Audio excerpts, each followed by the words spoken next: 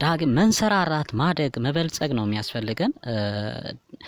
ለኛ ገና ከድህነት ያልወጣች ሀገር ውስጥ ነው ያለነው። ግን አሁንም ዳግም ይሄ የሰሞኑ አካባቢ ጦርነት ሊቀሰቀስ እንግዲህ ሀብሎ ሊጀምር ነው መሰለኝ።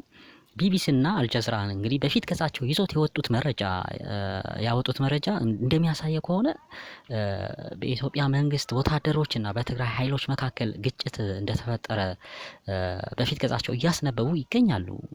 ከሁለት ቀናት በፊት እንግዲህ ከአዲስ አበባ ወደ ትግራይ ክልል የሚደረገው የአየር በረራ መሰረዙን ጭምር ይታወቃል።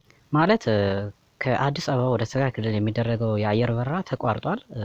ከሁለት ቀን በፊት ነው የተቋረጠው። ምክንያቱም አሁን ያለው ጸጥታ ሁኔታ በአካባቢው አስጊ ስለሆነ ነው።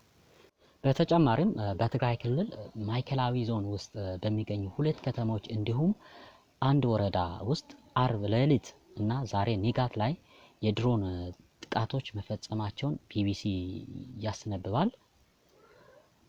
አንቲጮ በተባለች ከተማ በተፈጸመው የድሮን ጥቃት የአንድ ሰው ህይወት ሲያልፍ አንድ ሰው ደግሞ መቁሰሉን የከተማዋ ፖሊስ ለቢቢሲ ትግረኛ ገልጿል። ይህ የሰሜኑ ጦርነት ዳግም ኢትዮጵያ ውስጥ መቀስቀሱ እንግዲህ ለሀገርም ለግለሰብም ለአካባቢም ትልቅ ቀውስና ችግር ይዞ የሚመጣ ነው።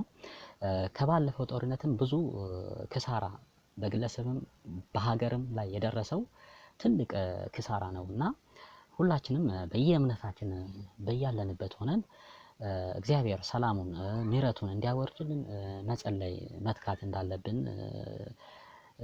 ጥሪን እኔም በበኩሌ አስተላልፋለሁ። እግዚአብሔር ሰላሙን ያወርድልን። መልካም